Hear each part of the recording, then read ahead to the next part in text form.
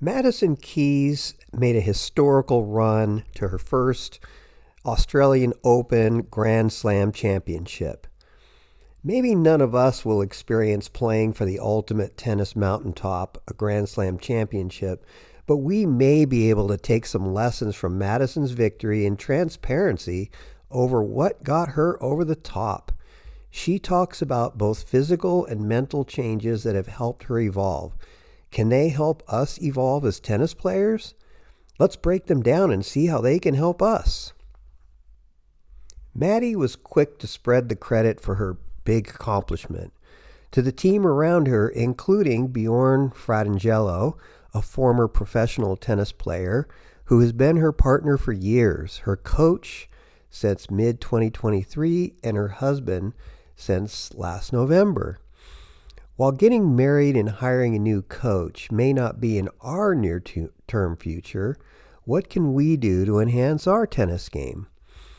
Tennis is such a physical and mental challenge, and to play at our optimum, we need a strong support system. Positive friends and family members are good to surround ourselves with. If you have this positivity in your life, keep nurturing those relationships and maintain them. If you don't have this positivity, seek out like-minded friends by joining a tournament, join a league, join a tennis club, play friends from work or other social settings.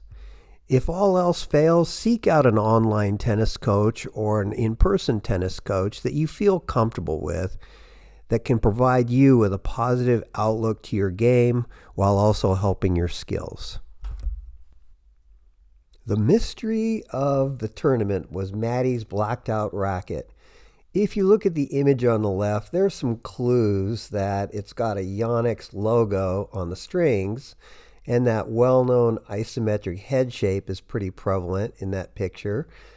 One of the tennis commentators mentioned Maddie had switched to the racket recently before the tournament and really liked the feel and comfort of the racket. Also of note was different strings for Maddie, which looked to be the Yonex Poly Tour Rev Purple, which is a string that I use on my Yonex V-Core racket. And I also recently demoed the new Yonex E-Zone 100, which I believe this racket is the Yonex E-Zone 98, which if you look to the right on the Tennis Warehouse website, you'll see Maddie's picture as one of the new Yonex touring pros using the Yonex 98. So it's not that much of a mystery, but she did change her rackets, and she immediately you could see the difference in some of her shot making, particularly her inside out forehand and her down the line backhand were just amazing, as well as her serve. So Maddie discovered that, sometimes you have to change things dramatically to have a big change in your game, and she certainly changed dramatically with that new racket. But what about us? What can we do? When is the last time you tried a new racket? Maybe demo a racket from your local pro shop, or demo a racket from an online source. I do 4 or 5 rackets a year just because I like to stay up with the technology and see, what's out there on the market. Or you could even have the tension on your strings changed. You could try different types of strings. How about a comfort grip on your racket? There are many options to play around with on your current racket, as well as demo some new rackets. Give it a try. It might give you an edge during your next match. With her mantra of "I'll try anything," Maddie changed her serve. She changed from a platform stance, which if you look at the image on the right was her old serve. Here she's in her platform stance, and she goes into a deep knee bend and then launches up into her serve, which was still a very effective serve. But she did have the platform stance. But if you look at the image on the left in the Australian Open, she changed to the pinpoint stance. And this change seemed to give her some added control and confidence, especially on her second serve, her kick serve. and her first serve, which is more flat. She had a very good first and second serve percentage during the tournament, and she won a lot of easy points on her serve. But what about you? Should you change your serving stance? I always think it's a good idea to try some changes on your serve. You know, the difference between a platform and a pinpoint have varying degrees of advantages and disadvantages. If you're having trouble bringing up your back foot to achieve the pinpoint, you will end up with a weaker serve and more double faults. It's a tough serve to try to time your toss and your shift forward using the pinpoint, but I think you should try it. Try them both and move yourself along the service line towards the ad court and the deuce court and experiment with a new stance. Who knows? It might really work for you and change your game for the better. Madison got help from therapy. Madison was quoted shortly after her match. From a pretty young age, I felt like if I never won a Grand Slam, then I wouldn't have lived up to what people thought I should have been. That was a pretty heavy burden to carry around. She also said that she got to the point where I was personally low enough that I was like, I don't really care if this helps me perform. I just want to feel better. And her last quote that I'm going to state here is she said, I feel like finally letting go of that internal talk that I just gave me ability to actually go out and play some really good tennis, to actually win a Grand Slam. And I have always thought that tennis is about 50% physical and 50% mental.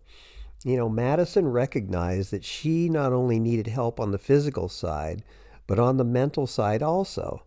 I don't think we spend enough time working on the mind side of our tennis. What can we do to help our mind achieve more in our tennis?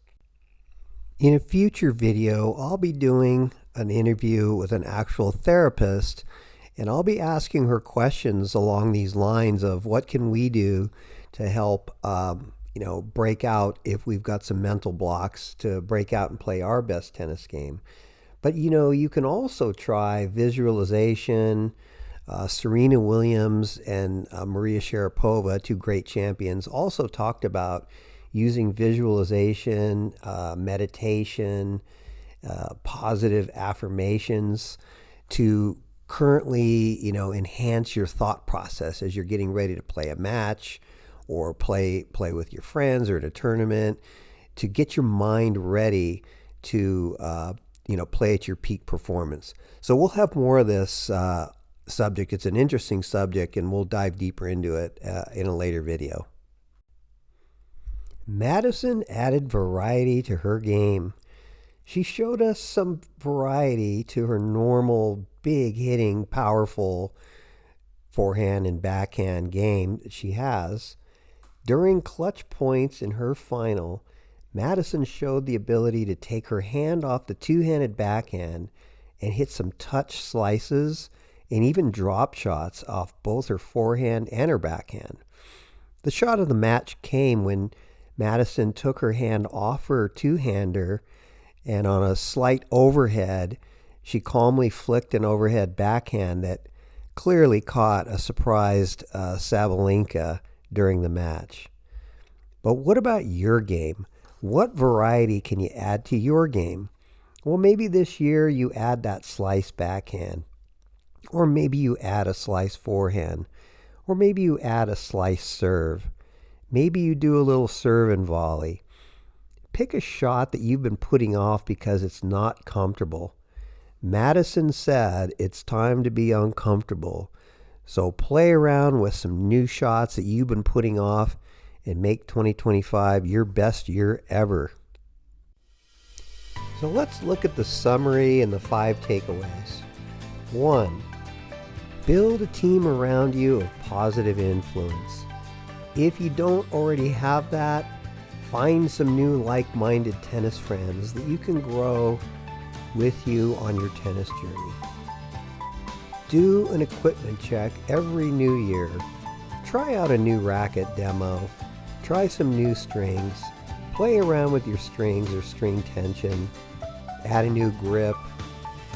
Just try some different things and see if you can make your game a little more comfortable and give you a little more confidence with your equipment. Try some new serve stance positions. Experiment with the pinpoint and the platform stance.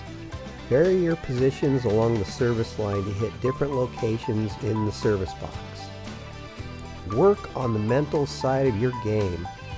Therapy, meditation, visualization, positive affirmations. It's a big component of the game, and I just don't think we work enough on the mental side of our game. And lastly, try adding some variety. Work on some uncomfortable shots that you've been putting off. A slice backhand, maybe even a slice forehand, a slice serve, or that kick serve that you've been avoiding. Give it a try this year and see if you can add one new thing to your game every year. And, as usual, if you enjoyed this video, like and subscribe, and I will see you on the courts. Thanks again.